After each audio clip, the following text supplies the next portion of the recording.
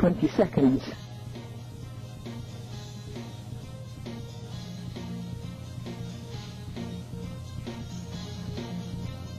10 seconds. 5 seconds.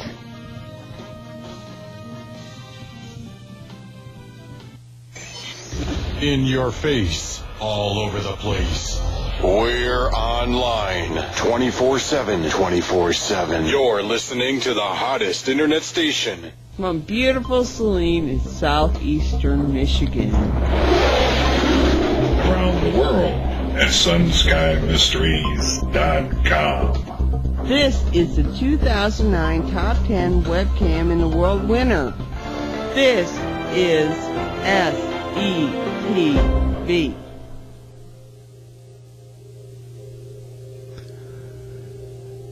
Belief is a personal point of view. You may believe in your version of God, seeing into the future, using remote viewers or what have you. To dismiss another point of view invites nothing short of being abandoned yourself when you wish your point of view to be listened to. Placing dismissal or hatred toward another as a point of view is worthless in the universe and your fellow beings in it. Be patient, be in a state of learning, and you will be rewarded. What follows is my point of view. Take it for what it is worth to you. As we go through this time in the existence of mankind, we are once again entering the times of evil. It is around us, I am convinced, very real, and it means to destroy us. I want to make it very clear. I am on the side of good, of freedom, of respect, when respect is given.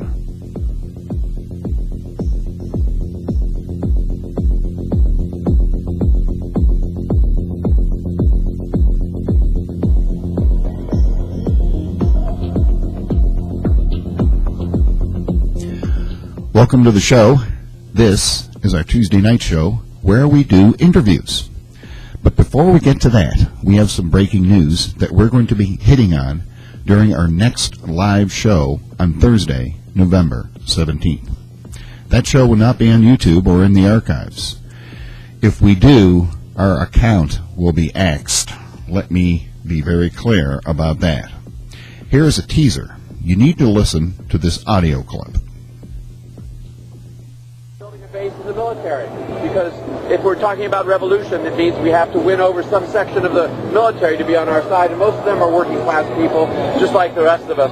And so we have people organizing inside the military, as well as leafleting people outside the military to try to win them to our side. Now, did you get that? Did you hear that? We need the help of the audience. And this is a person who was recorded, and I'm not going to tell you where it was or who it was, but they are saying that they are actively recruiting in the United States military to help with their revolution. We need some help tracking this stuff down. You know what we do and who to talk to about whether or not this is actually happening or if this clown is blowing smoke out of his you-know-what. That's Thursday on SBI. So start tracking down that stuff and use the contact form at the top of the screen there, or just send us an email. I've been trying to figure out how to introduce tonight's guest and have come to the conclusion there just isn't any way to do it without me crying like a little girl. So here we go. Look, no matter how bad you think your life is, no matter how much it sucks, baby, let me tell you something. Our guest could give anyone a run for their money. He is the best-selling author of the book, Does God Give Us More Than We Can Handle? And he is coming out with a new book that he's going to tell you about. He is a public speaker, and he has spoken at some pretty cool places. His name is Jerry Smith, and he has a story that you need to hear tonight. Really listen to. Here's why. Our staff and I were sitting around on Sunday night wondering what we were going to do tonight because we had nobody scheduled. I pointed out that we would be provided for, and we were. You see, I believe that our guest is here for a specific reason, because every one of us was born in this time for a specific reason. The sooner everyone realizes this, the sooner you can get to work doing what it is you are supposed to do. In my case, in my staff's case, it's this show. I firmly believe that. I'm not going to get into it, but it is true. We are doing this show for a reason. So without any further babbling, let's give a big SBI welcome to Jerry Smith. Good evening, Jerry. I'm going to go ahead and let you just go ahead and take the floor and tell people about yourself, what you've gone through, and what's going on in your life right now. Okay, thank you, Bill. I'll try to make this a little bit brief and just don't go into too many details. But my life starts with my story starts with when my grandmother was born. When my grandmother died during childbirth. My mother was born a deaf mute, and because she was born a deaf mute, she was considered to be handicapped, and back in, this is like in 1918 in Louisiana, and her father, after I found my family just last year, I learned some more stories about his situation, and he was the type that just immediately, his number one priority was to get a new wife as fast as possible after his wife had died, and he had 3 children at that point. He had two sons that he was able to get other family members to take them and raise them, but nobody wanted to take my mother because she was handicapped. And so through some other arrangements, people was able to send her to the school for the deaf in Louisiana. And when she came home at 18, she'd gotten no education. I've learned that back in that time, it was merely almost just a bed and room type thing, a room and board type thing. And so but all she could do was just sign language. She didn't get any education to speak of, and she could just do sign language. She couldn't even speak the way you could understand it intelligibly. So she got a job as working as a living housekeeper. The homeowner raped her. She became pregnant with me. Her father would not take her, so they got her into a home for unwed mothers. I was born, and nobody would still take her at that point, or me. So after she looked around a little bit, she just took off and left me there. Well, that was a home that didn't raise children, so they transferred me out of there, and then I started going from one place to another and staying about 6 months each time and continuing to move around until I was about 4 years old. Well, during that year that my mother was running around, she went to a school reunion in Baton Rouge, Louisiana, to the school of the deaf. She met a man that she remembered from school. He lived in California. He was his wife had passed away recently. He had a couple of small children. They dated and married, and she went to California. Then she came back to Louisiana and found me, took me out there to live with them, but her husband kept trying to get rid of me, and when she refused, he finally filed for the divorce. And so then she then took me to Texas to a friend of hers who was married for a long time and couldn't get pregnant. And they started the adoption proceedings, and there's a 6-month waiting period for adoptions to become final. And just before that 6 months was up, the woman became pregnant, and so she canceled the adoption. So when my mother came from California and took me to Louisiana, and one of her brothers finally agreed to take me in. He was 35 years old. I lived with him about 6 months. He died of a heart attack. So she came back from California again, and this time there was nobody. So she had a friend called the Louisiana Welfare Office. They said that the only way they could take me is if she signed a release or that to be placed for adoption.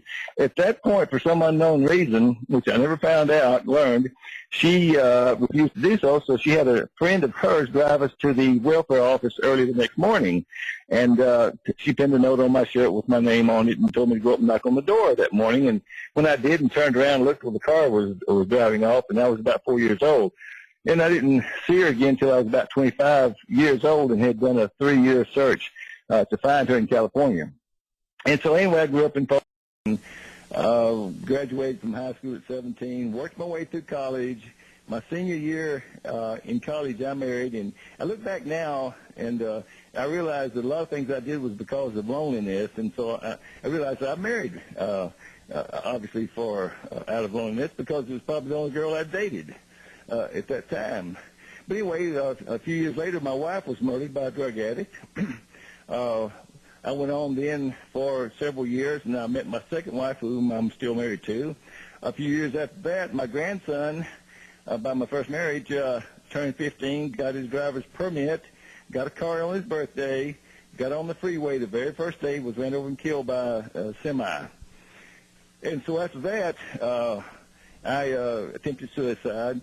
Now, to explain that, throughout my life, I had pretty regular bouts of anger and hate and depression. I had it through my first marriage. I had it well into my second marriage for 15 years probably, and that was a lot of I was a cause of a lot of problems because of letting that depression control my life. So that had a lot to do with my attempted suicide. So by the time I come out of that, I'm about 50, early 50s now, and all I've experienced is complete rejection throughout my life up to that point. Even my first in-laws, when it looked like that their daughter and I might be getting married, they had me investigated and found out that I was an orphan. Therefore, they would tell their daughter in front of me, well, you can't marry him because he's trash. He doesn't know who his parents are. And so when we married anyway, they didn't even come to the wedding. Well, the irony there is that the fact that when I met my current wife, we've been married 37 years, her mother-in-law rejected me my mother-in-law, she rejected me for about 10 or 12 years, and I don't know really for what reasons. But it was just a case of everything that I experienced was rejection. So after coming out of the hospital, being in coma about 6 days, some friends started talking to me about that knew me well enough to have seen my hate and anger boil and the depression I would suffer, and a combination of things that enough people started really encouraging me strongly to go to church, find God, and so we had throughout the life we had gone to church some. Maybe you'd go one weekend, not go again for maybe a month. Even our kids, we would take them, once a month, and then sometimes we'd drop them off at church like a lot of people today still do. But this is almost like a coincidence, unless you're a believer, and the fact is that the first church that I found that I loved, and it just clicked with me, and it's where I can look back now and see that's where I really first got in touch, you might say, with God, or God in touch with me, and it clicked, and I found God. And the first sermon of that church was, if you're suffering from hate and anger and various things, the only way that you can ever get over that is that you've got to learn how to forgive those people, everybody that's hurt you in the past. And boy, they could have been talking to a better person than me for that. And a lot of people would say, look, just make a list of everybody that's wronged you and hurt you, and then just pray to God and ask Him to help you to forgive them and just become happy and go on. Well, unfortunately, it's not that easy. In my case, it took me probably close to about 3 years to get to, you might say, total forgiveness. I'd make progress, and then I'd backslide and progress and backslide, and I'd work at it. But during that 3 years, I began to feel happiness, see happiness, and it was something that I had never really experienced, that kind of happiness. And it was magical. And then we just started loving everything about the church and everything we were doing, and I was in there every time the door opened. And so it built and went on then for about almost 10 to 12 years then of the happiest I've ever been in my life. Everything was happy, and I get carried away sometime in talking to people, and I'll talk about, and I'll start coming across maybe that everything was perfect. Well, in a way, it was compared to everything I'd lived up to that point, but it wasn't perfect in the sense that, I continue to have problems like every human being has and always will have. But the problems didn't affect me on the same level. It was something that I could slide over, get past, work my way through it, have the right attitude. It's all in how you handle a problem or how you don't let it affect you. And so in that case, I was just as happy as I could possibly be, and I thought I just had the world on a string. So after about 12 years, and now I'm 64 years old, And everybody's been bugging me to have an annual physical that I hadn't had in quite a few years. And so I go in and have a physical, and so the doctor sends me for another test, another test, another test, and first thing you know, his nurse is calling me to go to the hospital. They'd made an appointment to have a lung biopsy. Now they've got my attention. I had been told previously in the first test, an X-ray of the chest, that there were some spots on my lungs. But I wasn't concerned because I didn't feel anything. I'd been running 20 miles a week, 4 miles a day, 5 days a week for almost 20 years and was in great shape. But when they said go on the hospital for lung biopsy, I began to get nervous.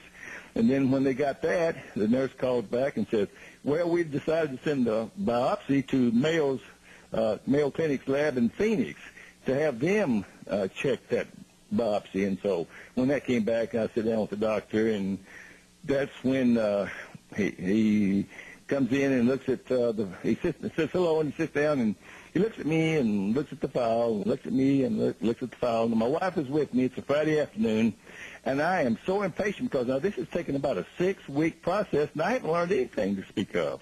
And I'm nervous, and so finally he says, well, Miss Smith, I guess the only thing I can do is to give you the worst diagnosis I could give any patient. And he shut up again. And I said, well, okay, what is it?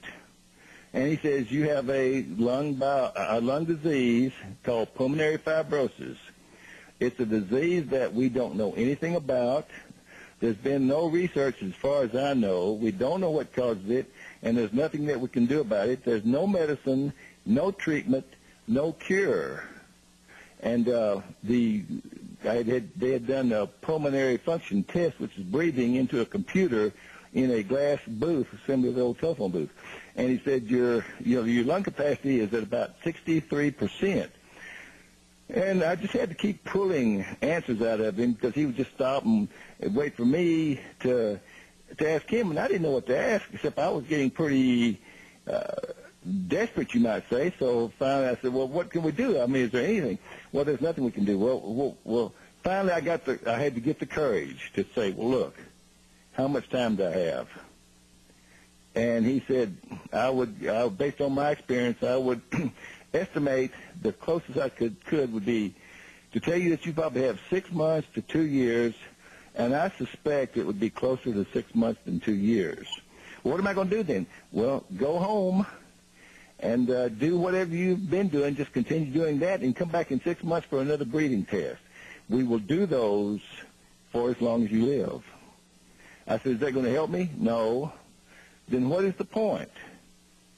And he said, well, so that I can better estimate how much time you have left to live. And so it was Friday evening. My wife and I, needless to say, we were devastated. We couldn't even speak hardly in the car going home, speak to each other. And so we get home, and I just go off in my room and close the door, and I'm already experiencing quite a range of emotions, from anger to hate to very depressed to anger again, and then I finally even screamed at God. God, why did you allow this to happen to me? It's your fault, like after all you've allowed to happen throughout my life. And by doing that, that triggered my going back and remembering everything that's happened to me since birth.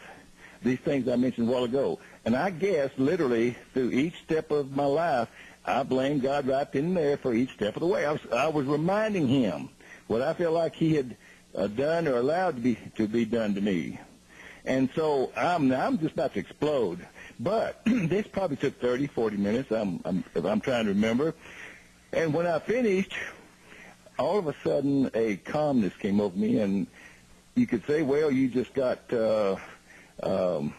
exhausted from all of the emotions. And whatever it was, I was totally calm, totally flat, just and to the point that I could rationally think. And so then the thought started going through my mind, well, look, you've just gone over the story again. You've never been a quitter. You're not going to quit now. So let's think about it. There's got to be something you can do. Let's at least go down fighting. Well, I look back now after what happened over the next year, and I know now that was maybe God's way of getting me to realize what I need to do. And he was putting those thoughts in my mind. And so after I thought about it a little bit, I said, well, the only thing I can think of is that, hey, I'll get on the Internet. And I'll just start Googling for doctors, the disease, treatments, cures, anything and everything that you, and as you know, you can put together any combination of words and get something. And I started with the Pulmonary Fibrosis Foundation of Europe. Was actually the first thing, and it was very short and simple, and it just said that pulmonary fibrosis was an incurable lung disease, that there was no known treatment or cure, and the average lifespan was 7 years. And that was about it. Well, that wasn't a very good start. So then I just continued to Google, and I couldn't find where anybody had been cured. I couldn't even find where people had been treated, but I don't know if that they had or there just wasn't anything, so it didn't get on the Internet.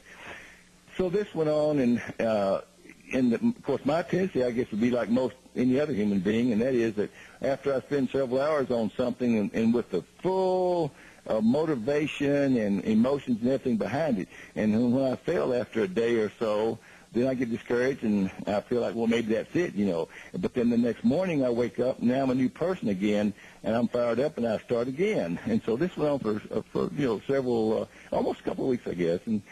And so after all of the no's and nothings, and I couldn't find anything at all, I was sitting there thinking, well, I have, you know, exhausted the Internet as far as I can tell. So I guess that's it.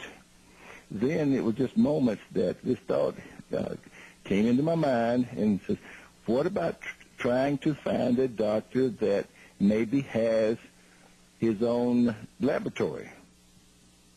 Well, you know, we know, you and I both know that that wasn't, I didn't come up with that. And so I got on there, and then I believe God led me to a doctor in Germany.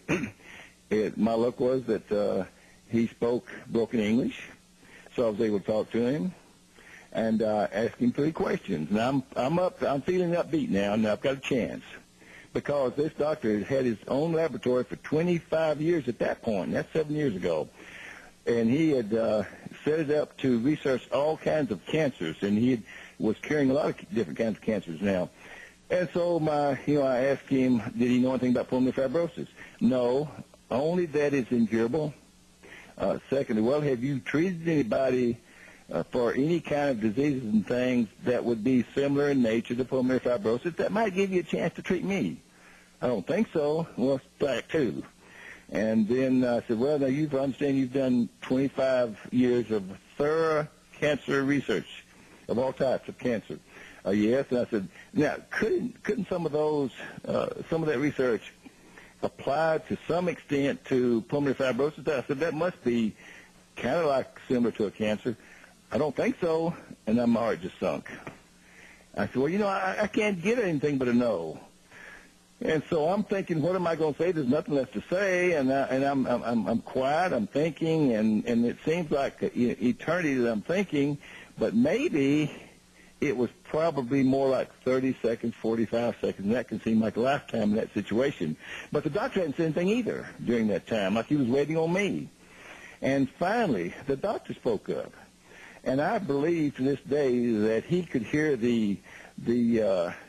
my voice. He could hear the anxiety and everything in my voice, because he spoke up and said, listen, Jerry, if you'd be willing to send me 20 cc's of your blood, I'd be willing to analyze it, and if I can find a culprit, he called it, I'd be willing to research that and just see if there's any way I can come up with some kind of a serum that might improve the quality of your life. But let me tell you right now, I don't say there's any way or hope that I could cure you, because it's never been done.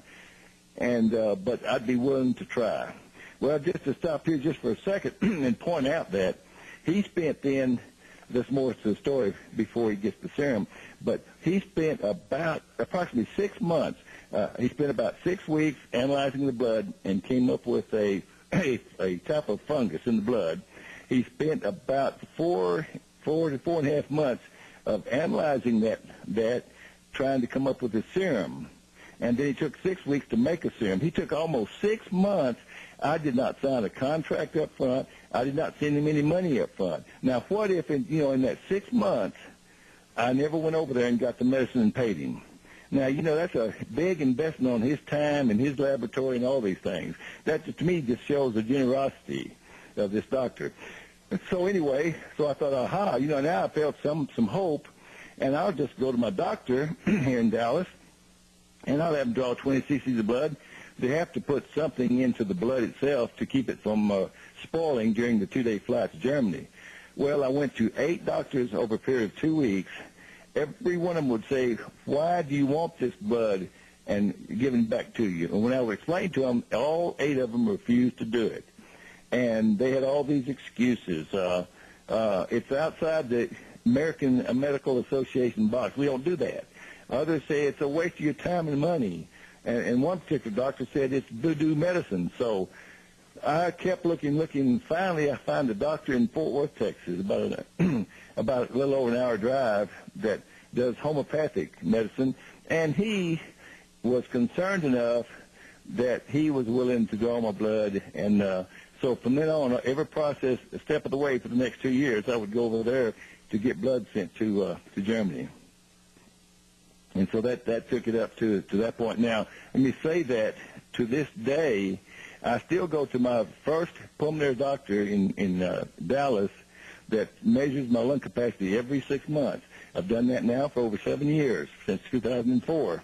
I have never told him that I went to a doctor in Germany and the doctor said I was cured because of all the cynicism that I get from doctors and him too, I think. But in any case, so I send the blood to Germany, and like I said, after about the 6 weeks or so, the doctor emails me to tell me what he found, and that now he was now doing the analysis, trying to do a serum. And when he came up with that, he emailed me and said, send me 200 cc's of your blood. Now I'm going to mix that with the serum that I've made. I'm going to put that solution through an ozone oxidation machine that uses only pure oxygen. No drugs, no nothing, just pure oxygen. That's called ozone oxidation process, and Europe has used it for over 200 years. It's used in most major hospitals around Europe, throughout the world, but it's not, as far as I know, it's not approved in only 2 countries in the world, and that's the United States and Canada that will not approve ozone oxidation, or at least at the last time that I did research on it. And so I sent that to him. He got the serum ready. We went to Germany to pick up the serum, to meet the doctor, to get instructions on how to use the medicine. I took 2 shots. My wife gave me 2 shots a day every other day, and I drank liquid twice a day every day, and that was actually putting my own blood back into me. Well, that each batch was 8-month batch.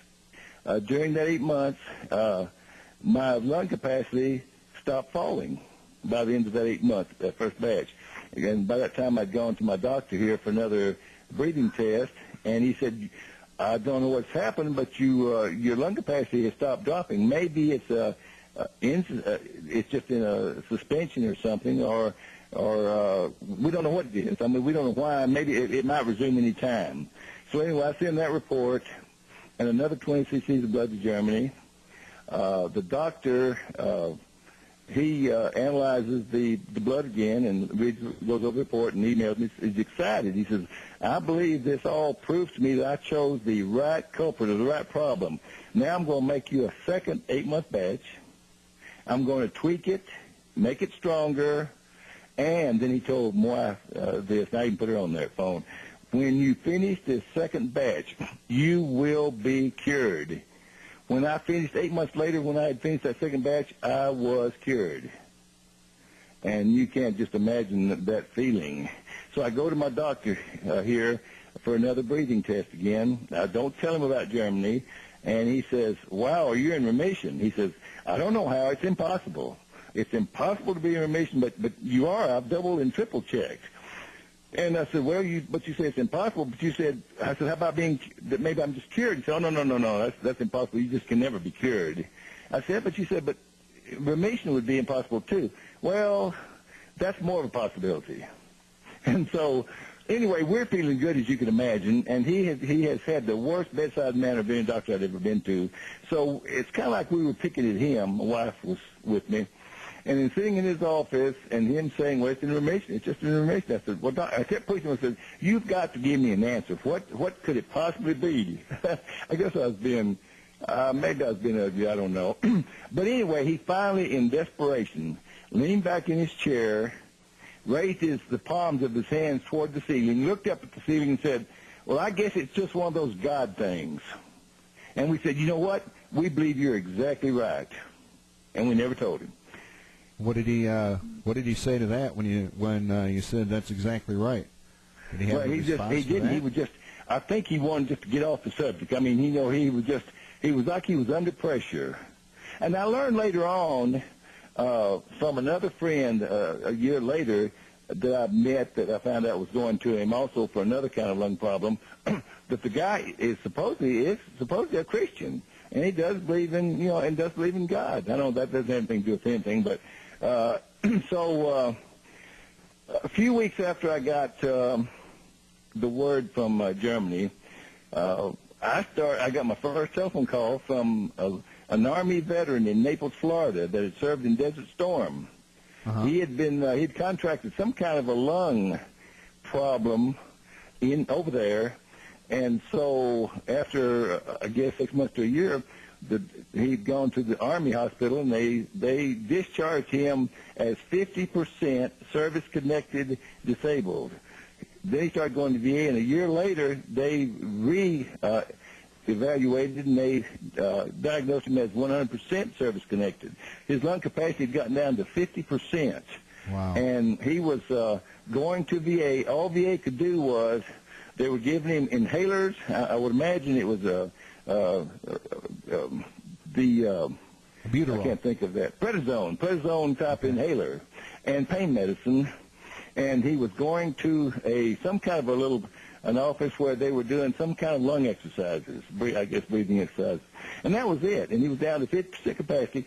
Somehow he had found out, I guess on the internet, that I had been cured, and so he'd contacted the doctor and asked them, he found out about this treatment or something. Somehow, anyway, he called the doctor and was able to get permission to call and contact me. So I started trying to convince him to go to Germany, and I spent about 3 or 4 months on the phone with him, and he finally went. And about 18 months later, he called me one Saturday afternoon. I didn't even recognize his voice because I couldn't hardly understand him because he could barely speak the first few times. Uh-huh. And he said he just wanted to call and tell me that he said his lung capacity had increased. He was just felt like he was a new human being, and that he felt like that he was just it looked like he was just about cured, according to the doctor and the reports and everything, because he went to Germany. And he said he just felt like he owed it all to my just persistence and insistence that he go. But and one reason for bringing that up is the fact that now he's in Naples, Florida, and within a week or two after he agreed to go to Germany, he contacts me and says, "Jerry, where did you get your blood drawn?" He said, "I have gone all over town here in Naples. Nobody will draw my blood and give it to me. What am I going to do?" So what he did over the course of the next year and a half, he flew to Dallas-Fort Worth and rented a car and drove to Fort Worth to use my doctor over here to draw his blood. Now, that is a shame and ridiculous. That's amazing to me that they won't even let you have your own blood. I mean, that's not the last one. I've had 2 more cases of that. One in Green Bay, Wisconsin, that happened only about 6 months ago. They end up, same thing, wanting to know where and so forth, and it's just. And I'm not saying it's every doctor or everywhere you go, but there's been several cases where they just got turned down several times, and they just.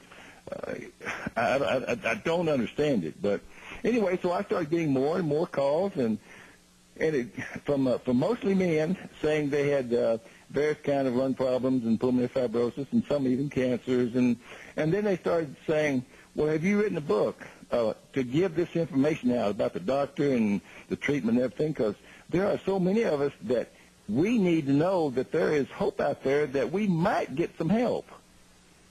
And that's when I started thinking about it, and then I fought that for 2 or 3 months, sitting down to write a book, because I knew that I couldn't write a book.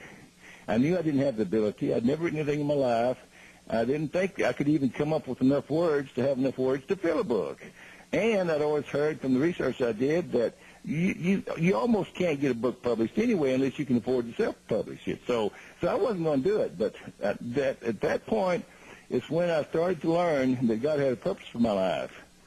And starting from my birth up to this point, and He wasn't ready to reveal that purpose until the disease part of it came about, and I was cured.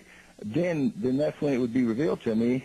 And he I guess He gives you your purpose in bites, in pieces, in steps, because I think too much could overwhelm any of us, and we might never do anything. But the book was the first step, and I fought it for 2 months. In fact, the other night when I was talking to you, I told you that there was a situation with the book that after a couple of months, I figured out how I could beat God and not have to write this thing. I told you that. I mentioned that to you. Yeah. And what it was is that the way I grew up, all my life I've had a problem that I don't want to try something in public that I know that I don't know how to do because I couldn't take the embarrassment. That's what I always tried to avoid all my life, was the embarrassment from anything public. And so I felt like I would be embarrassed. And so I go on the Internet and I research, and I find out that like in 2007, I started this in 2008. Well, in 2007, the last year's statistics showed that in the United States, over 750,000 manuscripts were submitted to publishers. Now, that means to regular publishers where you don't pay for it. And it said less than 3% were published. 3% of 750,000, that's like, 22,000 books that they pay for. So I knew I couldn't do it. But I didn't even think I could even write a book that would be enough anyway. So, in thinking about this, I was sitting at my desk and said, aha, I'm going to tell God, I can beat God. So what I'll do is I'll sit down and I'll write as many words as I can about my grandmother dying, my mother being born deaf, and the first, the first early part of my life getting into foster care. That ended up being about 3 to 4 typewritten pages. Now, at that moment, it appears to me that I've said most of what I've got to say, and if I've only got 3 or 4 typewritten pages, how's that going to be a book? So I get on the Internet, and I look up for a publisher, not self-publishing. I eliminated all those because I didn't have any money. And most of the well-known publishing companies, they have down there in the corner of their website, they have a deal, we do not accept unsolicited manuscripts, and they will not be returned. But I decided to, go ahead and send it to one that doesn't have that. I would be, at least you might make an honest effort, And so I picked out one. I saw this one publishing company, and my eyes kept coming back to it, and I see now it was God leading me to it. And so I picked out that one publisher. I mailed the 3.5 pages to it. Now, I failed to mention that the noise had started to build in my mind. God, I guess, just talking to me. And the noise just got to be so distracting I couldn't work, I couldn't think, I couldn't do anything. And this had gone on now for about almost 2 months. And so I mailed that to the publisher, and within just a little while, the noise was gone. Well, within another week or two, I'd forgotten all about sending that. And I didn't tell my wife. I just, I planned to fail, and I didn't need to tell her I planned to fail. So time goes on, and a little over 7 weeks later, I get this FedEx package. I hadn't even thought about anything. I opened it, and there's a letter from the publisher in capital letters. Wow, we love your story. We want to publish your book. We've enclosed the contract. And I said, oh, my gosh, that was pressure. I said, what am I going to do now? That wasn't supposed to happen. So that just shows you what the power of God can do. So I just put it in the closet and forgot about it. Tried to, Didn't tell my wife still. But the noise came back, and it went on for about a week, and right up till the next Sunday, just before that Sunday, my wife, going in the closet, she found it. Well, what is this? And, no, you got to write. You got to try to write the book. But anyway, I don't. And so I go in church, and I'm sitting in church, and I'm sitting there looking at the minister, and I'm not hearing his words. I mean, I just hear noise. And finally, I've just had all I can take. So finally, I just do just kind of a rough prayer in my mind. God, I know it's you, and I know this is your purpose for me. And okay, I'm ready to try it, but I don't know how. You're going to have to help me. The noise went away. Monday morning, I got up after breakfast, and I sat down on my computer and started typing on Word. And I typed about 8 or 9 hours that day, and I typed nearly every day until the book was finished. Wow. That's what I'm curious, because I know the listeners are going to be curious too. What does the noise sound like? Well, it's not exactly like songs. I can tell you what it reminds you of. For example, you hear an old song that was a favorite of yours, maybe when you were 20 or 30 years old, and you just loved it, and you hear it, and then after you hear it on the radio, you replay it in your mind, and you replay it, and it replays and replays. Well, 2 or 3 or 4 times maybe, you enjoy it, but all of a sudden now you're tired of it, and the song just keeps going on and on, and it just keeps going on and on. Now you get really tired of it, and now you're struggling to wipe that out of your mind, and you can't, and it gets worse, and it goes on and on and on, and you get nuts. And I guess it would be almost like, kind of like changing radio stations, and you're getting nothing but static, sort of.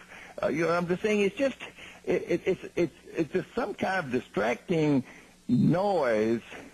What do they call that? Radio. I thought of radio terminology for that. Gray matter or gray noise, or I can't remember what it was, but it's just you can't explain it, but you can't think. And I know it reminded me of the fact that when you can't get rid of something that you've heard, and it just replays in your mind constantly nonstop, except when you're asleep. But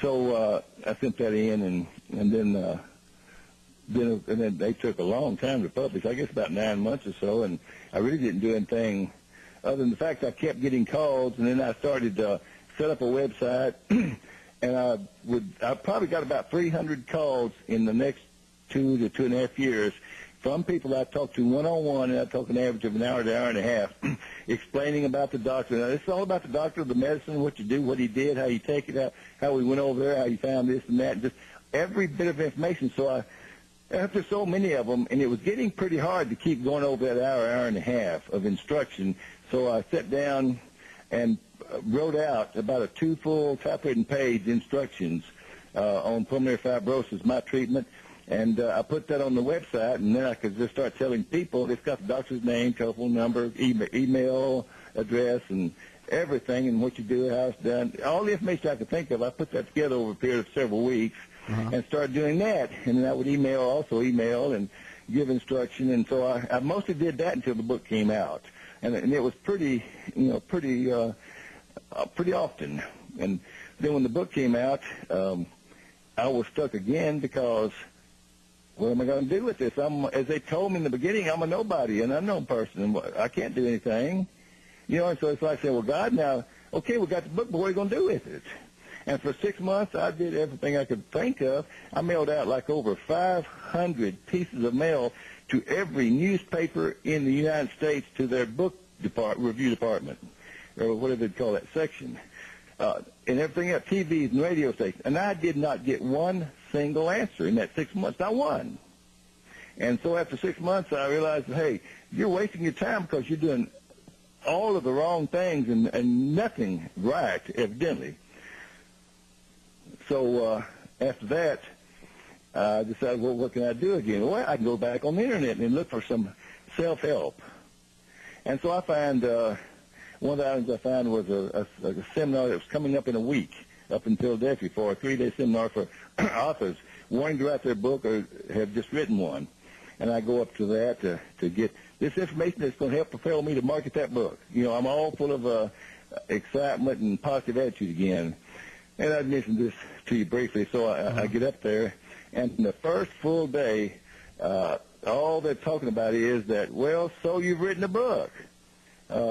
You can't sell a book. Books don't make any money. They don't sell. They don't this. They don't that, unless you can do this or that or so forth. And the least you'll have to do is that you will have to become a public speaker and speak as much as you possibly can, and you'll have to do radio shows, as many as you can, and market your name and your book. Well, I go home from there extremely disappointed and just drained at the fact that I spent this time and money and effort going up there, and all they could tell me was that I had to do things I can't do, and they didn't give me any things I could do. And so I go home just kind of like destroyed. And so, well, this is just another dead end I've had all my life, you know, and that kind of. So I go home, and now I get back on the internet, start looking for answers and solutions. Meantime, I'm still getting calls from individuals. I've sent a lot of people to Germany. And that's rewarding and all that. And I have some book signings and things that I do myself. But anyway, excuse me, as it turns out, a stranger comes up to us, to my wife and I, sitting on a real estate, she's in real estate, sitting on an open house one Sunday, and he's trying to drum up business, and so he introduced himself to his wife, and I go with her when she sits on vacant houses because of crime and everything that's happened here. And so when he finished talking to her, he said, well, what do you do? And I mentioned, well, I was in real estate until a couple of years ago, and I'm doing this book. Well, tell me a little bit about it, and I do. And so, well, can you come speak to our club next month, our luncheon meeting? Well, sure. And he left. I said, oh, no. I didn't say that. I couldn't. I told him, I couldn't say that. Why would I say that? I can't get up and speak. You know, I can't do that. I mean, how did that happen? And the only way I know now is the guy just answered for me. I mean, you know, he just started these things.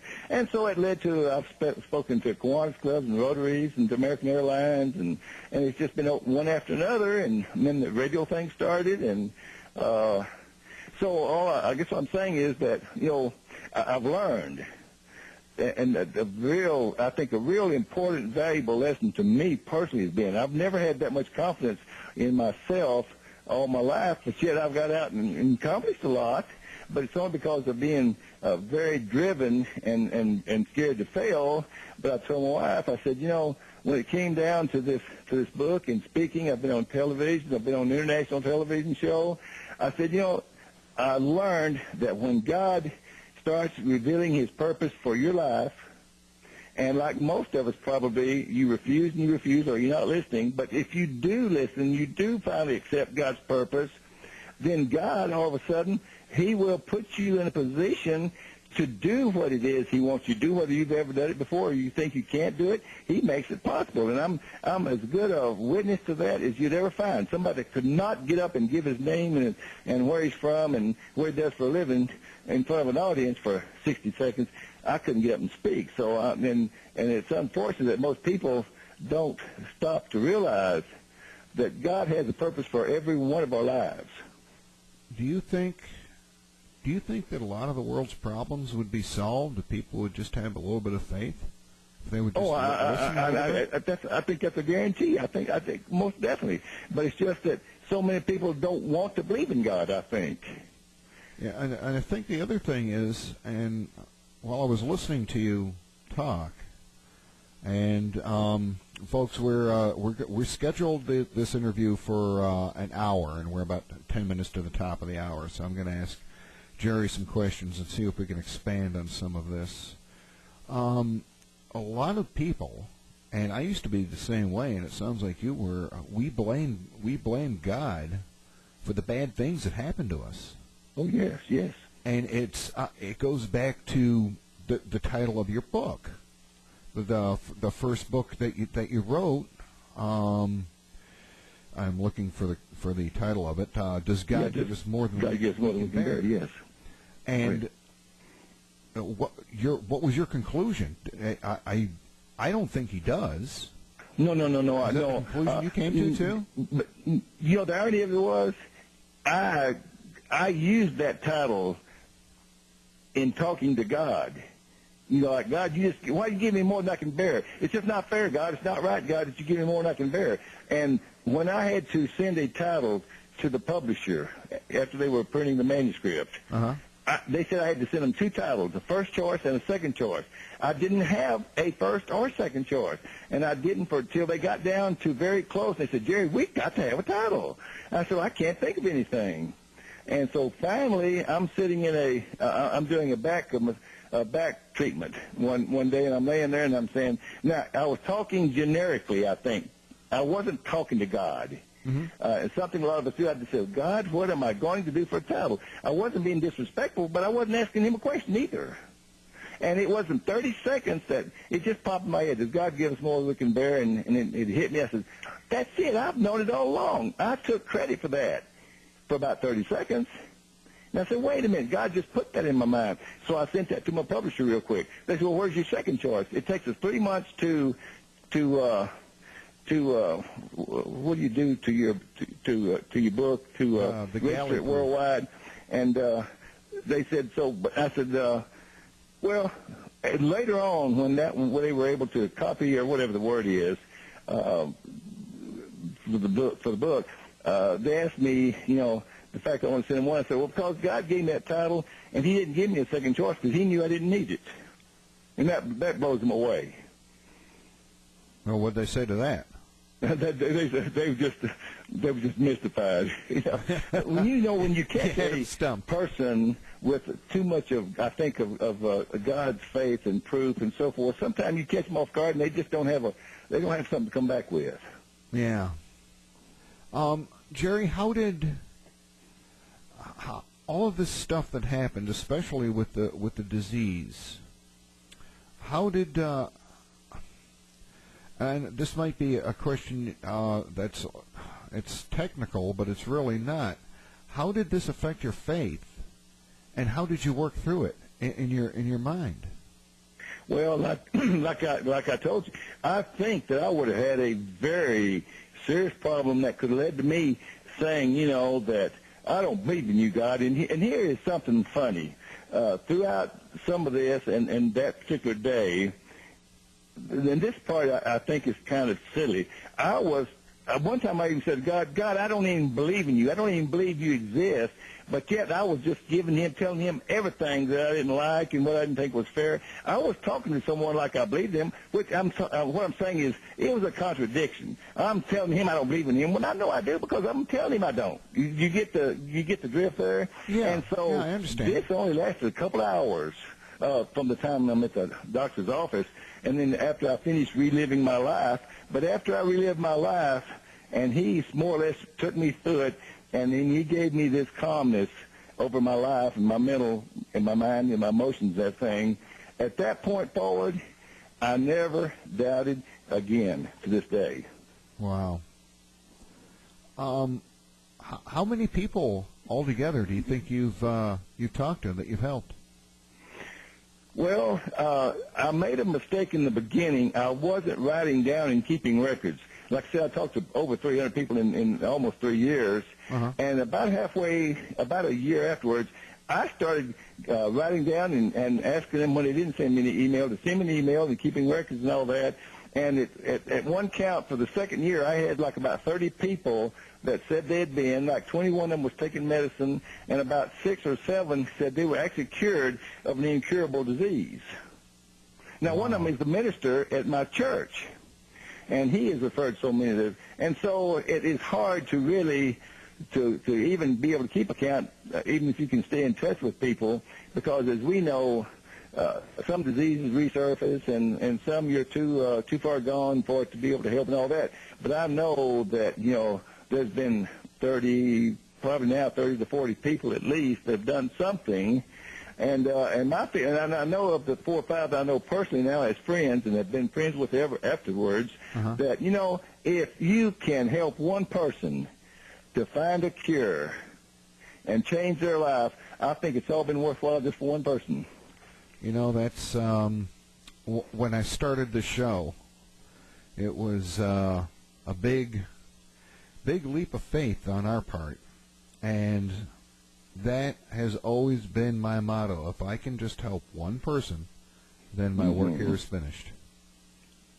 then you know exactly what I'm saying was that it's all been worthwhile for that one. And a while back, just a few months ago, maybe 2 or 3 months ago, this popped out of my mouth. I didn't write it. I didn't prepare for it. I didn't think about it beforehand. It just spurted out. There was a question in regards to me still resenting maybe my youth or growing up or being born in that situation, whatever, and if you could do your life over and all that. And I just kind of just spurted out real quick. He says, let me tell you something. Based on my life right now, I wouldn't trade where I'm at today I have 30, almost 40% permanent damage of lung capacity, reduced lung capacity, and it causes problems, but I wouldn't trade my life today, where I'm living, how I'm enjoying life, and the pleasure that I'm getting. I would not trade that if you could guarantee me I could go back and start life all over again, living in a, let's say, a multi-million-dollar family with the very best of everything from birth to now. I wouldn't trade for that. I wouldn't trade my happiness today for that. I wouldn't have my wife, my family, my situation, and I wouldn't have these people that write and send me letters and emails thanking me so much for giving them another chance at life. I find that is such a big testimony of faith and your love of life. Yes. After everything you've gone through, and I mean, all of us go through stuff, and you don't really realize it at the time until you look back. But during your life, did you ever sit back and go, wow, this is more than anybody else is going through? I mean, did you throw any pity Yes, I hated for yourself? For 52 years. My first 52 years of my life, yes. That was why I was having so much anger and hate and depression for 52 years.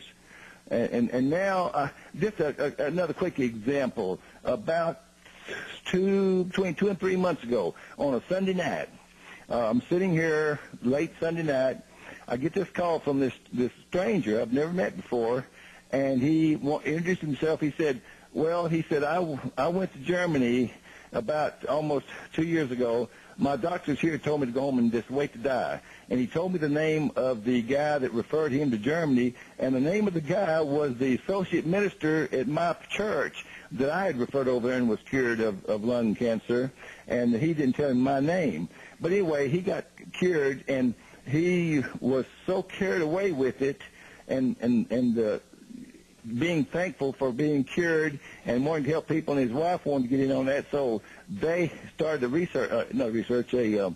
a service where they do a courier service back and forth to Germany for people that can't physically make the trip now. They've done all this in the past year, and she goes to Germany 2 and 3 times a month, and that's a lot. But anyway, and his point was the fact, he said, now, Jerry, as we have talked to so many people, they've got a big website that's called Branch to Hope, like Tree Branch to Hope, and they're sending a lot of people over there. But anyway, he said, we started contacting so many people, and we'd run into people when we were in Germany, and we'd say, well, how did you happen to get over here, whatever? And he said, over and over and over, there were so many people saying, well, Jerry Smith in Dallas referred us. Jerry Smith in Dallas sent us. Jerry Smith. And after a while, they said, after about 8 or 9 months, they said, we got to find it. And they live in Dallas. They said, well, we got to find this Jerry Smith. That's all we hear. And if we can join forces, we can get this word around the United States easier and quicker. And so he said, that's why. He said, and so he says, well, I contacted a couple that they'd met in Germany, who was a couple I sent over there, and got my website, and then got the telephone number and called me and said they'd like to get together. So we've been working, now for 2 or 3 months together. And another real quick one. About 3 or 4 months ago, this lady or this couple called me from Wisconsin, the Green Bay, Wisconsin. Uh-huh. And she said, Jerry, do you remember, they were both on the phone, said, do you remember us? I said, well, certainly. They said, well, we met you at that seminar I told you about in June of 2010 at that author seminar. He's a doctor, and he was writing a book. Well, they got so interested in my book in Philadelphia that he bought it, and he read it that 3 days while we were there that 3 days. And so anyway, she called and says, well, the reason we're calling you is I was just diagnosed a couple of weeks ago with pulmonary fibrosis, and my lung capacity is already down to 50%. They want to do a lung transplant, and they want to start all this, whatever preliminary they have to do for it. And I said, no, there's no way I'm going to do it. I don't want to do that. And we met this man a year ago in a seminar in Philadelphia that had been cured of pulmonary fibrosis. We're going to contact him first.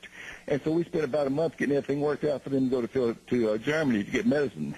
And she says, I have so many people asking me, how did you find a doctor in Germany? And when I tell them that story, she says, they don't believe it. She says, and I tell them, this was not an accident that we met him 15 months ago. It was an act of God putting us in the position. That's amazing. What about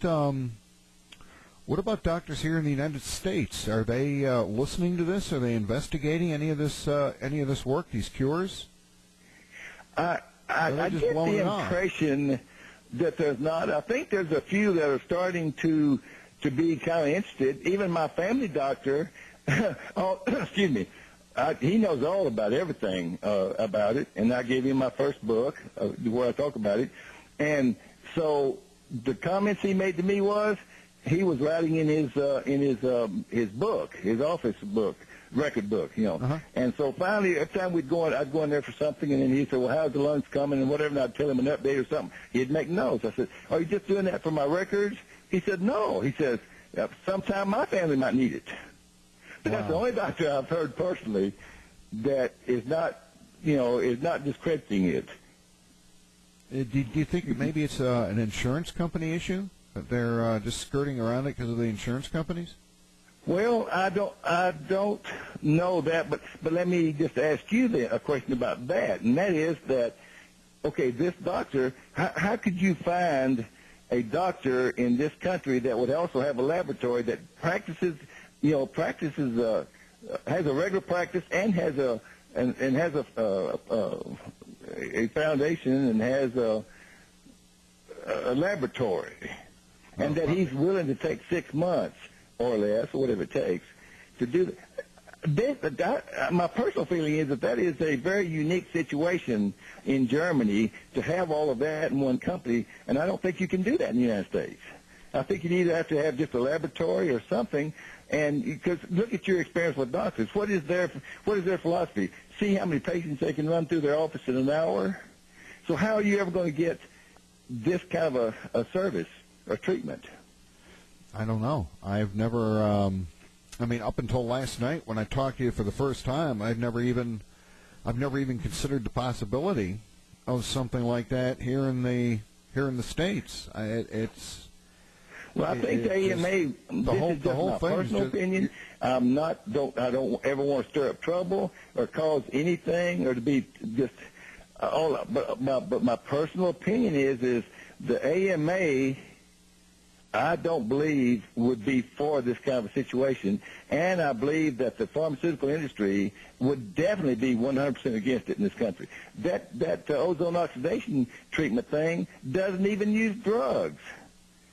Well, it cuts into their bottom line, and I just don't think that. I just don't see how that can ever work here.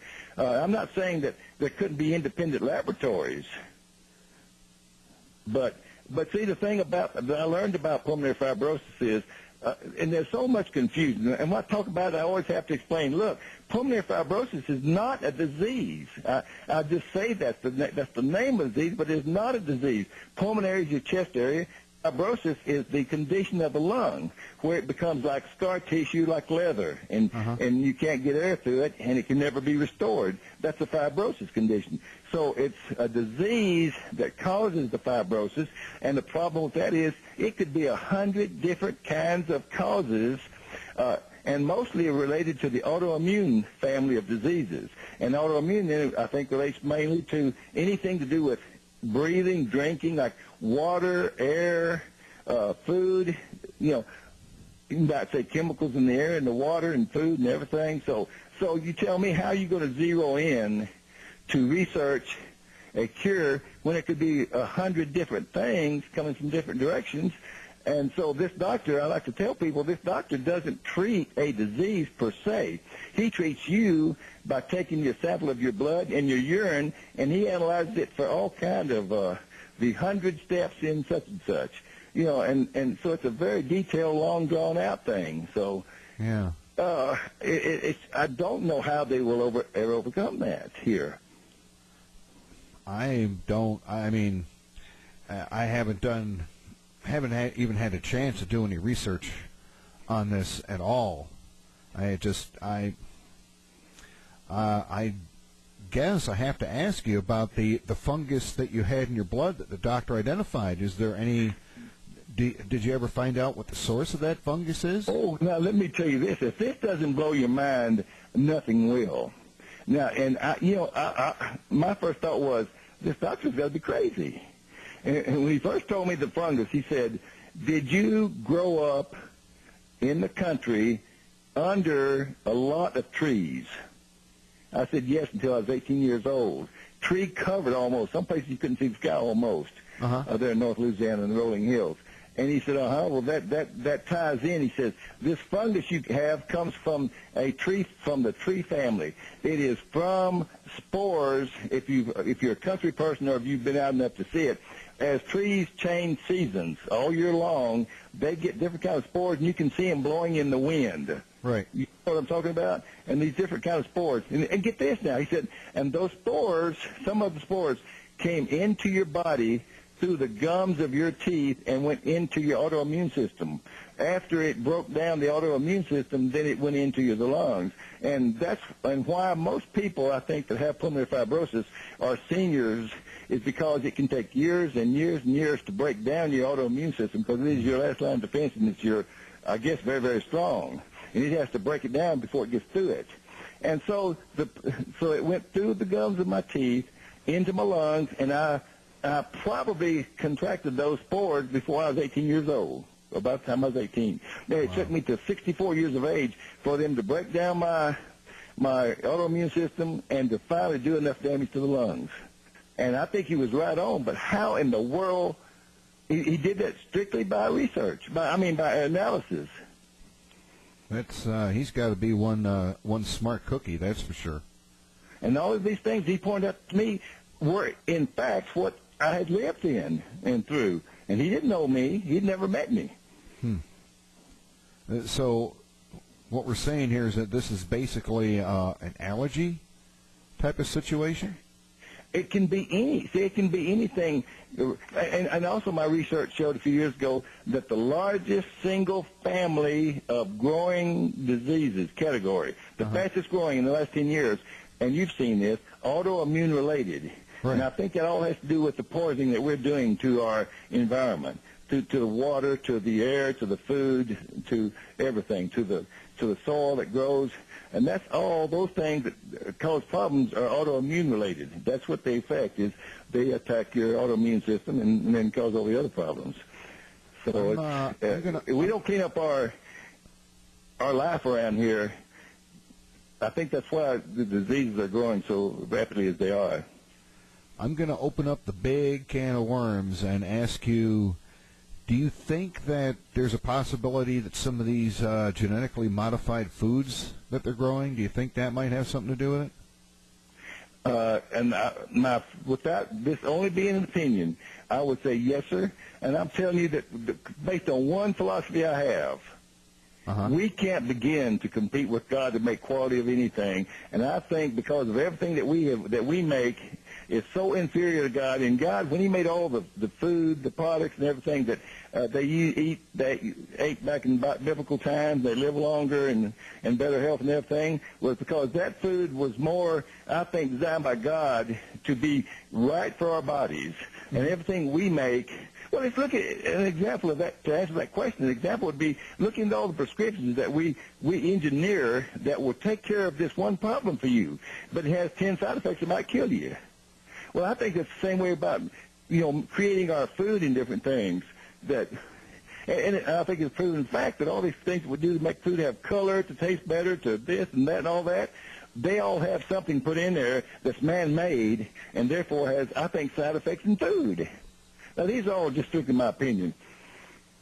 Well, I mean, you're the one that went through this and has done the research, and it doesn't sound like anybody has, politically gotten to you or tried to shut you up or anything like that. So, I mean, I consider your opinion to be valid because you're the You're the guy on the front lines. Now we do have a question here from the staff, and they're wondering, do you have to have any follow-up treatments? No, and what I did, 1 year to the date after I got my notice from the doctor, I was cured. And what he said, Jerry, you are the first known person in the world ever cured of pulmonary fibrosis. 1 year later, without contacting him, I sent my blood over, the 20 cc's, to be analyzed. He analyzed it and said, Jerry, nothing has changed. You're fine. You don't need to send me blood every year to be analyzed. As long as you continue going for your breathing test every 6 months, because your breathing test measures, number one, your lung capacity, and two, your lung diffusion rate. And your lung diffusion rate measures the amount of oxygen that you're pumping into the blood, which carries it to every facet of your body. Now, when I get short of air, oxygen, one, due to the reduced capacity and doing the exertion that maybe I shouldn't be doing, then I get less oxygen into the blood, and therefore every part of my body gets maybe too tired or too weak too quick. And the lung capacity shows how much capacity oxygen that you can produce. So if those vary, those are the very first sign that you need to have him analyze your blood again. So I've got two warnings. One is, once you've experienced this, you come to realize that, hey, there's really no indicator or barometer any better to know that something's happening except you breathing every day.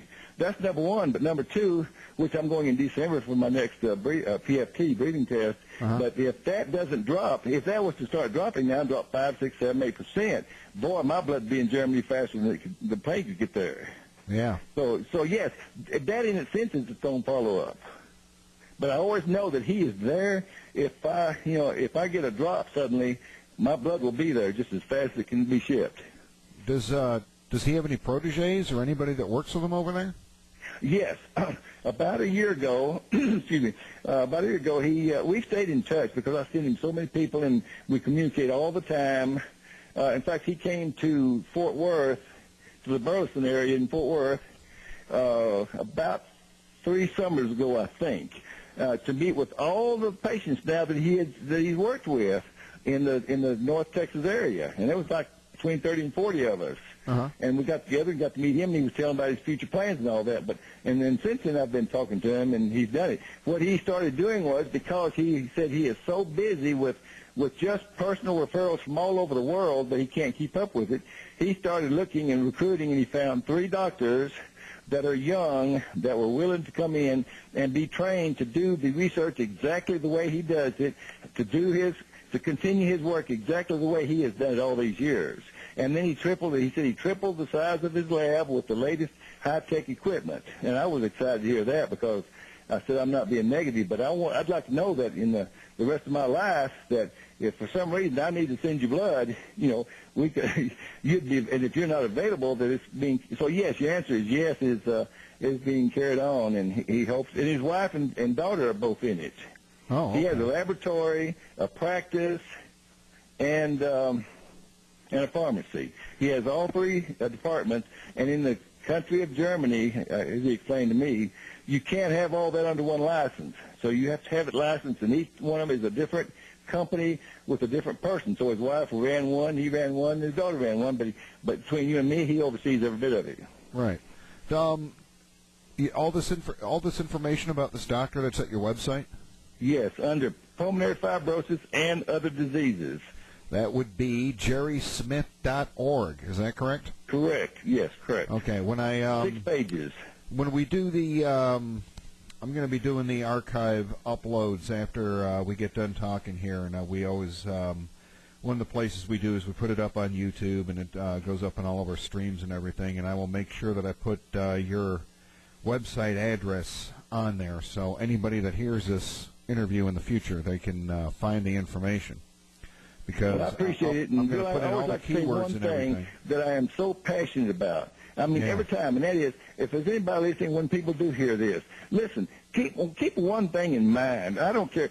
I have heard from so many people saying that they felt like their doctor had discouraged them or destroyed their hope or whatever. And I tell everyone that I can, look, first of all, don't ever give up your faith and belief in God. I mean, if you don't have it, get it. And if you've got it, strengthen it. And you need to talk to God every day. God, what are your plans for me? God, what is it you want me to do? And secondly, that is, do something, anything you can to help yourself, like I did. Get on the Internet. Almost anybody can get on the Internet, and you can Google everything in the world and find something so many times. So between your faith, number one, and don't give up any hope in faith, and, ask God for help, but help yourself too. Don't listen to your God and go home and wait to die. I'm sorry, don't listen to your doctor and just go home and wait to die. Yeah, I have to agree with that. I got a diagnosis probably about 10 years ago. I was a semi-professional athlete, and I hurt my spine, and I became paralyzed. And the neurologist all told me that you're pretty much done, fella. You better plan on being disabled for the rest of your life. And I worked through it. Exactly. Well, when I say these things to Zig Ziglar, if you're familiar with who Zig Ziglar is, and most people are, when I would tell him some of these things early in my going through this, about people saying, well, that's not possible, you can't do this, can't do that, or you don't have this or that, and he always just has one answer. They don't know God, do they? Apparently so they if your doctor don't. says something, well, he just doesn't know God, does he? That is a good answer. That's a better answer than I've ever come up with. I love it. Have to remember that one. Yes. They don't understand their God, or they don't know God, do they? And I find in my experience that my opinion is that in some of the things I get from some of the radio hosts is they don't believe in God, I don't think. Well, it's from a personal point of view, given the structure of this show and our philosophy behind the show, I find, well, obviously everybody has to make their own choice in life. It's their choice to make, but I just can't fathom not having a belief in a higher being or God or what, I mean, however they choose to believe. I just can't fathom it. I've never not believed in God.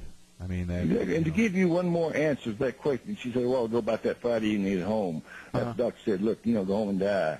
I really believe, and looking back, hindsight is 100%, but looking back at that now, I know that if I hadn't believed in God and wanted to believe in God and wanted to trust God, I believe I would have just given up and just waited to die. Because that's all that's happened up till now. What's the point? That would have been my attitude. Yeah. But then I began to see that God was telling me something. And then when I look back, I see now where God had led me all this time anyway, because one of the questions I get quite a bit on shows is, why do you think you didn't end up in prison, a drug addict, and all of these things? I said, well, I tell my wife, I always had to make every decision in my lifetime, and I would love to have asked a parent, a mother, a father, but I couldn't, so I made every decision. I figure I made most of them wrong, maybe, or a lot of them, but I said, you know what? God never let me make the decision, though, that ruined my life, because he was going to lead me to this time in my life when I would start trying to fulfill his purpose. And some of those things, if I had done them and ended up in prison and drug addict and all these things, I might not be able to be working on his purpose for me today. Do you think if more people listen to that voice inside of them that is their faith, that we could get more people not turning to drugs and all of the other things that they do? Well, that's a tough question, and by no means was I ever a saint growing up, by any means, but I think God must have just had such a strong purpose for me that he must have been just guiding me more, even though I didn't know it. He must have just been having more control on me, I suppose. Although God, I understand that God says we're free will to do anything we please.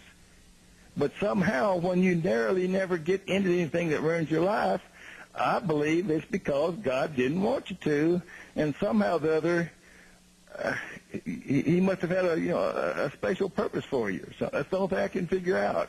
But I'm so thankful, because there's been many roads in my past that I wouldn't be here today. Might even be dead. I understand. I understand what you're saying probably better than a lot of people do. I truly do understand that. Sometimes I look back and go, boy, if I had just made that other choice, things would be completely different for me. Oh, and since you said that, I can think back. I can remember saying many times in my life when I'd made a wrong decision, and I was so worried that it was going to lead to the wrong consequences. Right.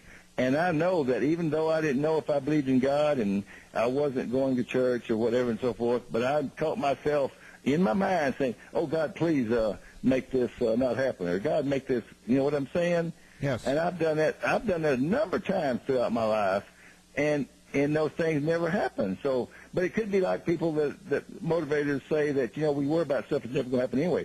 But in my case, I believe it's more than that. I believe it's the fact that God was trying to keep me on this path to get to where I'm at today. I believe you.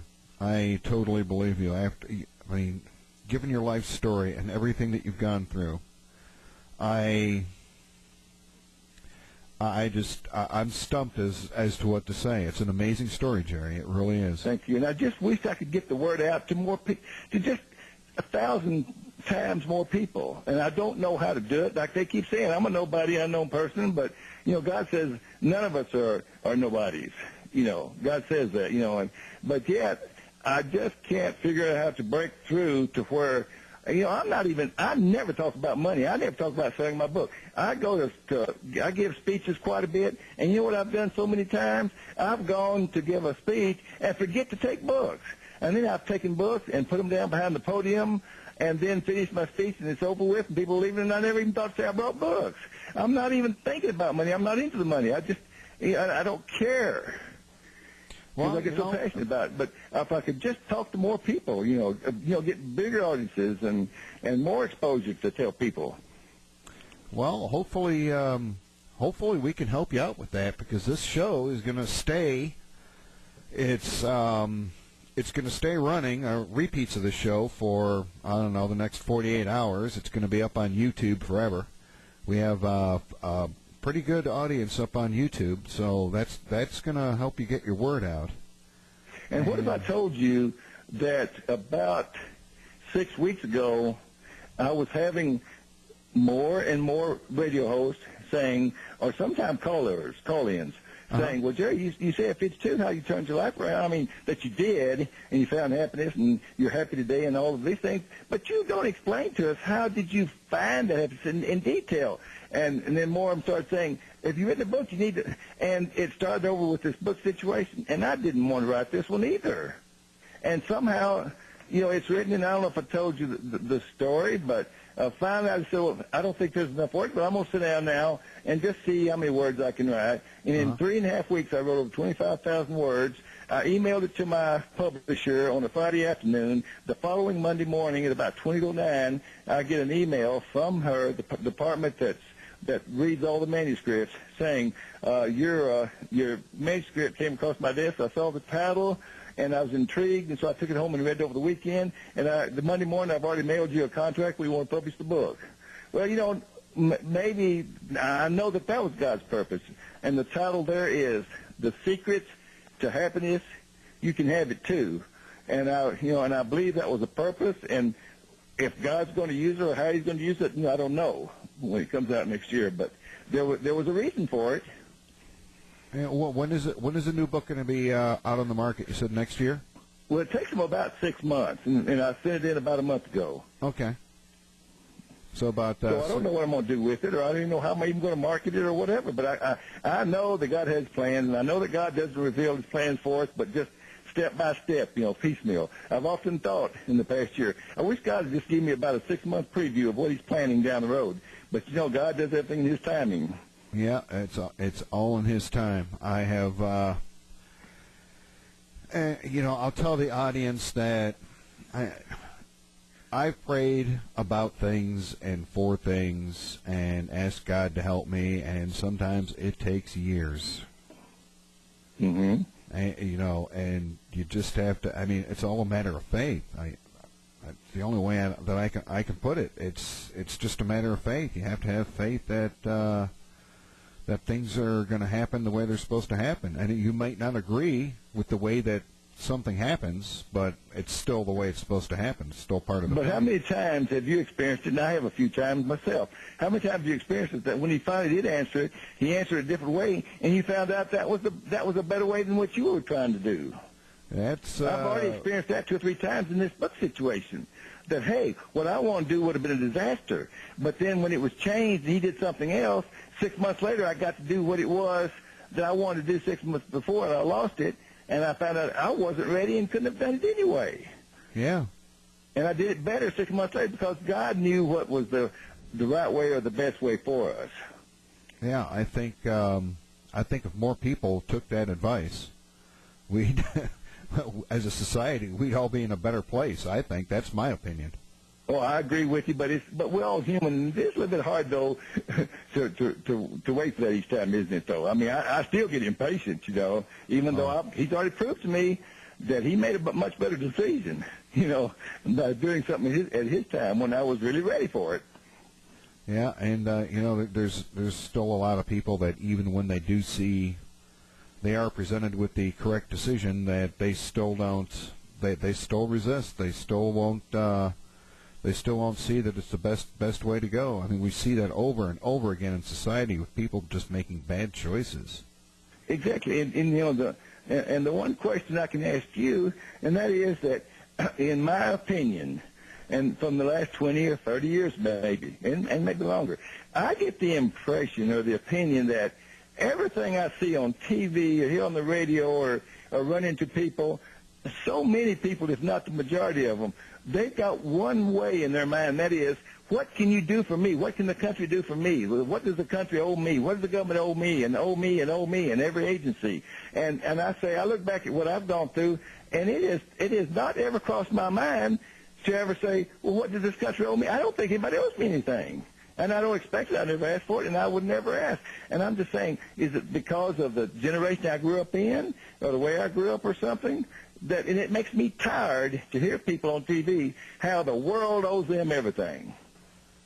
Yeah, believe me, there are a lot of people that feel the same way you do.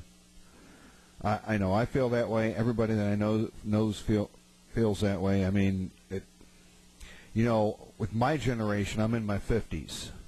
And with my generation, it's a joke. The kids are standing around waiting for the next thing to fall out of the sky in front of them. Yes.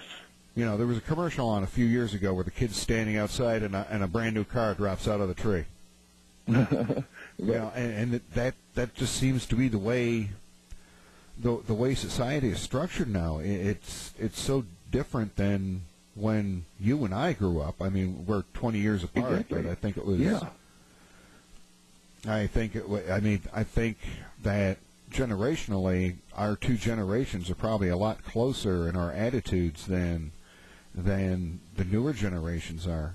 And I've got some definite ideas about why that is, and this isn't the venue to discuss something like that because we start having to get into politics and whatnot. And you're right. Yeah, and I don't want to get into politics tonight because we've been talking. You've been talking for an hour and a half now, and I know your voice is probably starting to get tired. And I just think that and I've had the question several times after speeches about, well, why is it that I feel like that God is continuing to give me more than I can bear? If you're so strong opinion about God doesn't give us more, then how do you explain me? And I never met the person, didn't know him. And I said, well, let me tell you something. My opinion is that God has a purpose for your life. Has he revealed the purpose for your life? He may be preparing you right now for that purpose. And are you listening? You're either not listening or you've heard it and you're refusing to accept the purpose. And I kept talking to him like this. And it was a black man. I had gone to this luncheon thing where there's street evangelists and different people of different races. And come to find out, he was a street evangelist in Oak Cliff in a predominantly minority area. Mm-hmm. And I was preaching to him, and I said, wait a minute. I thought about that afterward. I said, I'm not a preacher. I was fairly new at trying to get my feelings across. And so I said, maybe he's still preparing you, and he's trying to get to you. He's trying to give you that purpose, and you're not listening or you're not accepting. I said, maybe if you accept that purpose, maybe you'll find out. I think that's, that's a very powerful message. People need to listen to, you can call it your inner voice, you can call it God, you can call it the Holy Spirit, you can call it your faith, whatever you want. But you need to listen to that voice inside of you. And get out of your comfort zone. Take a chance. Get out there and try something. Yeah, I mean, like what you're doing. I mean, you jumped out so far outside of your comfort zone, it's unbelievable. And I have to say personally that the biggest successes I've had in my life are when I go outside of my comfort zone. Yes, exactly. That's and I've tried to tell my kids, I've preached to them so much all of their lives using the results of my growing up and my experiences in early adulthood. And it's so many times it's been like it's just fallen on deaf ears. I try to give them all of my experience, not the exact case, but the consequences and how to get around it, how to do this, how to accomplish and everything. And sometimes you just get tired of the fact that it's just going in one ear and out the other. Oh, yeah, and you walk to school 10 miles uphill in 10 feet of snow and all that kind of attitude, So I just... Well, we did. I walked 10 miles uphill both ways in snow. Exactly. Up to my neck. And you try to give them the benefit of what you've learned to help them. But really and truly, I think it comes down to the fact that you really have to learn a lot of it within yourself. And you've got to take that step yourself. And you've got to have some faith and trust and belief in yourself and take that step. And, and I think a lot of it is, too, is and I hate to sound like an old man by saying kids these days, but I do. It seems more and more as the generations come along, they want to start out at the top. They think as soon as they get out of school that, everything's going to get handed to them on a platter. Okay, I'm here. I'm ready to be the CEO now. Oh, yes. And being that we've been in real estate for many years, one of the things that we see related to our industry is the fact that our kids get grown and get out of school and they get their first job and they're ready to buy their first house. But do you think they buy the starter home? No, they want one as good as the one they just moved out from your house, from home. Yeah. They want to start off where you're at now after 30 or 40 years. And they want to start with new furniture and everything and not have garage sale furniture like I did. Garage sale furniture where you didn't have two pieces that matched and it was all, old and everything else. And like you said, kids are too impatient. They want it all now, today. And I don't see that many of them trying to sacrifice and really work for it. But, again, it's just, I think faith is such a huge, and belief. And I think every day now that I got to hear. Let me see if you have the same opinion that I do about this. Do you think that there's, let's just say certain parties that in society that are actively trying to program the kids to stay away from faith and from God? Oh, I think we see it every day on TV. Yeah. Let me give you one example, and I know I should. Maybe I can't say this on your show. I don't know. But there's all of a sudden I've noticed on so many shows. It's just like in the last few months, like Hollywood is trying to educate us against. I don't know if I should say this, but against. Go ahead and say it. We can believe it out later. Regular marriage between a man and a woman, Adam and Eve.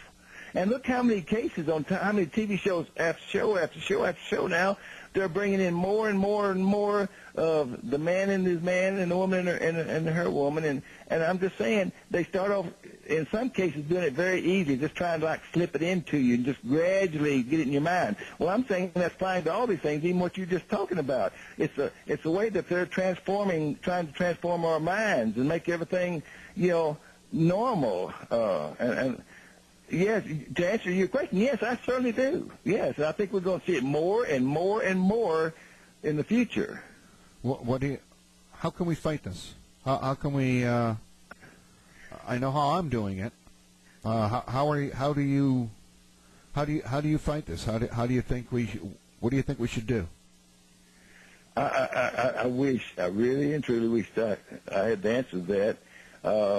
I've tried to analyze it, and some of the answers I come up with is the fact that the younger generation more and more and more is leaving God and faith, and they're trying everything else, and they're now getting into control of more companies, and they're getting in control of Hollywood, so they have changed the movie, the music, and everything to reflect their beliefs and their views of which they're growing up with now, and they only want young people, and they're not hiring older people that have the other belief and faith in them.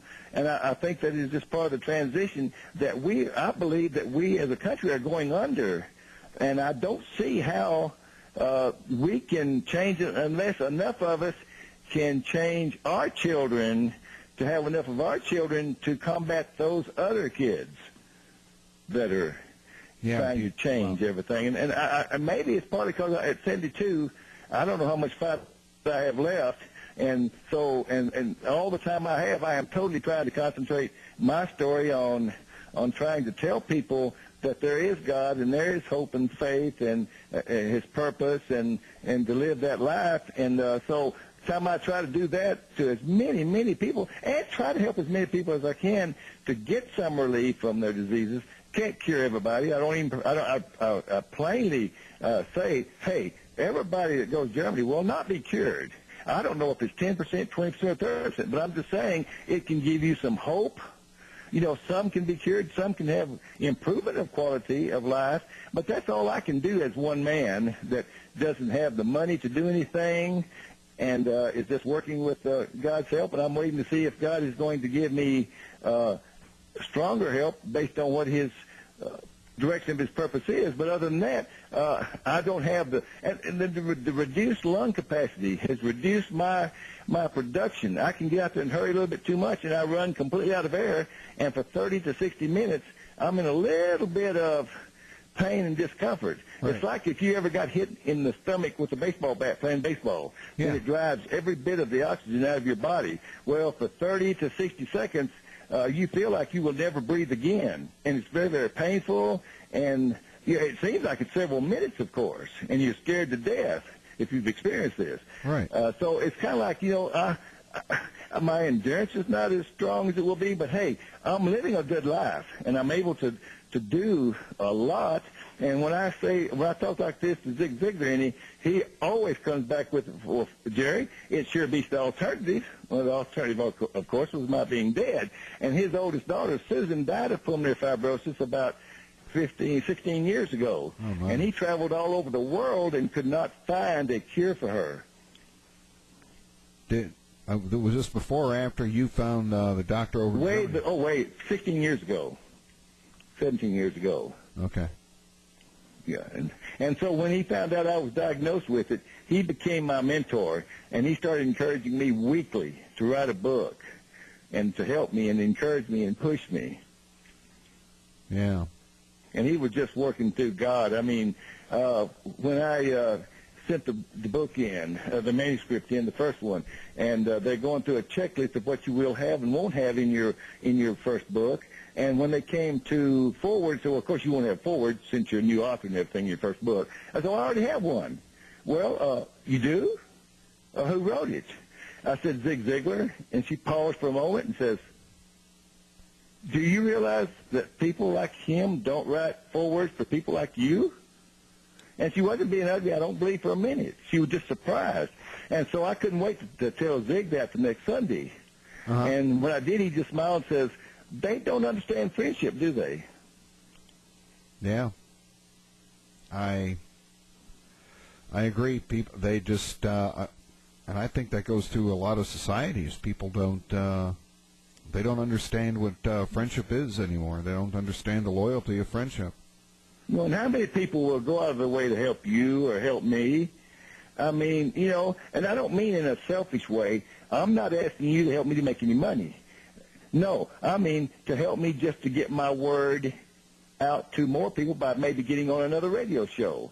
That if there's some way that you, through your contacts, that you could get me an opportunity to speak on somebody else's show. I'm still not going, I'm not earning anything. I'm working for free, and I'm happy and tickled to death to do it. So I'm not asking for rewards, except the rewards that come maybe from God blessing you because you're doing His will. And that's another thing I didn't talk about was God has blessed me because of it. Because I get letters and calls and things from people, and they make my heart so warm, and they make me feel so good because how great this, whatever it was, did for them.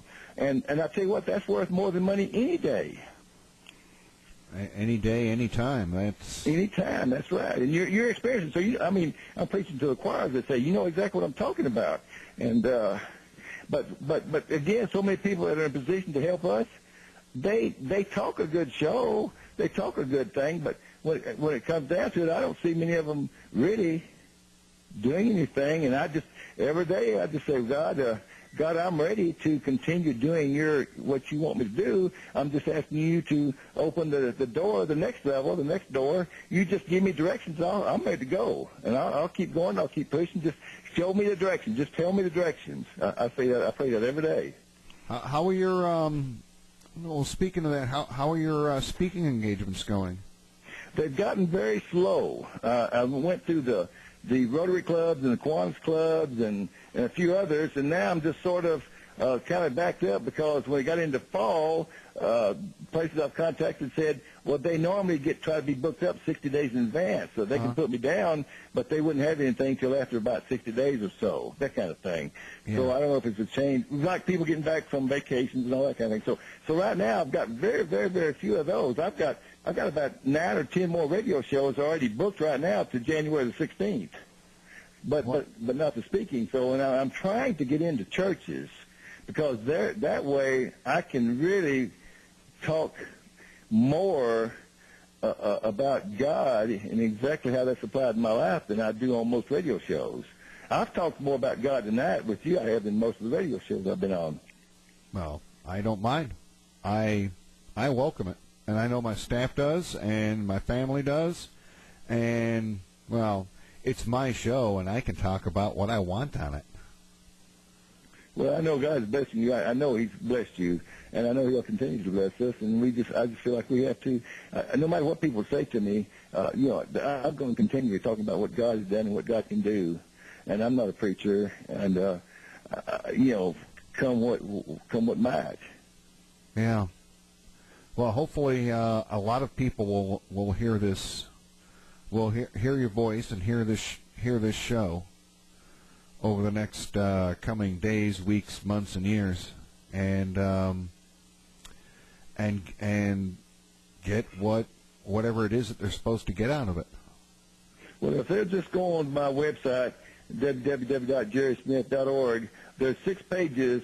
Like I said, one is on the pulmonary fibrosis. It gives them every bit of information. And if they need that information and they're still needing something, hey, feel free to use the email and email me, and I will give additional help, that whatever's needed or required. And I've got other pages on there about book reviews, media experiences. Your show will go on there tomorrow. Okay. On the media experiences and the story of the book, the forewords, testimonies, everything.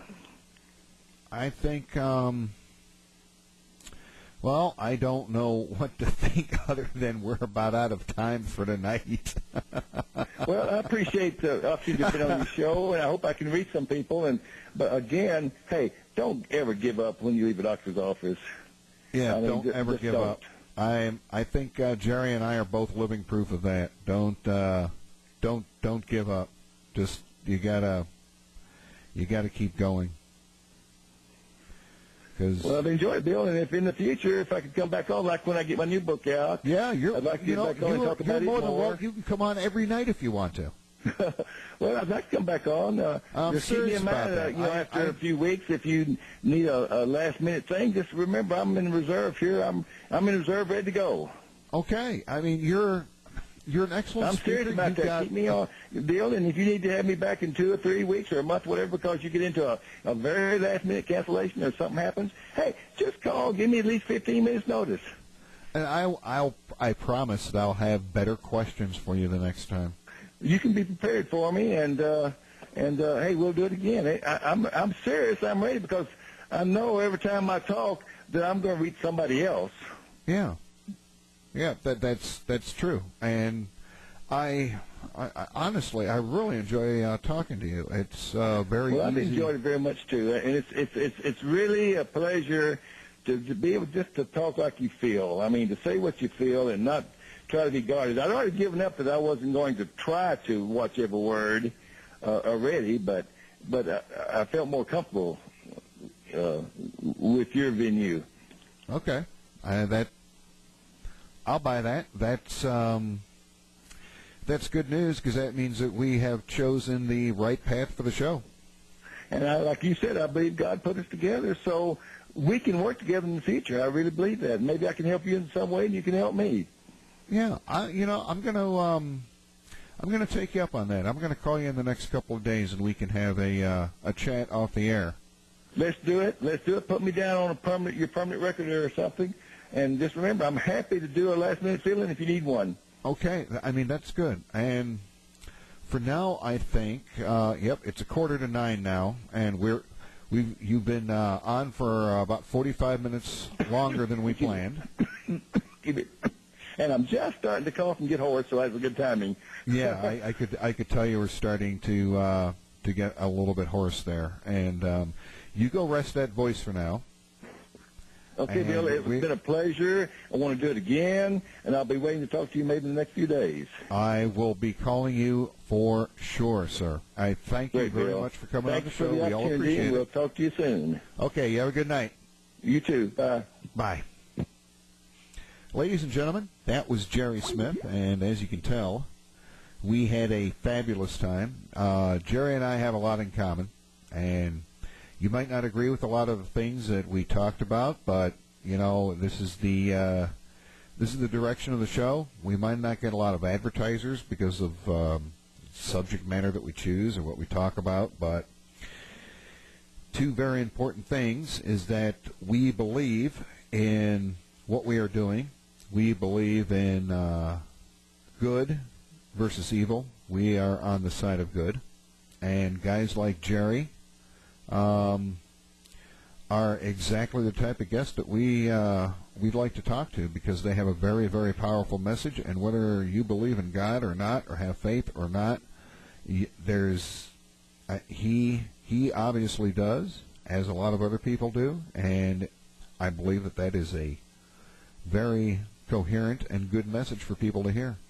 Maybe someday people will be ready and they'll remember hearing this radio show and say, I gotta get in touch with that Jerry Smith guy. That's jerrysmith.org, and he's got a new book coming out. And I invite you to go onto Amazon or on our show page. There's actually a link on there where you can purchase the book. I conveniently put that up on there. And this show will go into the show archives. And for tonight, that's about it. And we will be back on Thursday with another live show, and we are going to hit on a lot of subjects. And I have about 1 million emails to send out because I need people to see if they can find out information for me about a few things. And we're going to sign off now. We appreciate everybody showing up, listening to the show. And if you didn't listen to the show live, we appreciate you listening to the show on the archive. My name is Bill Xam. You guys have a good evening. We appreciate everybody showing up for the show. And we will see you very, very soon.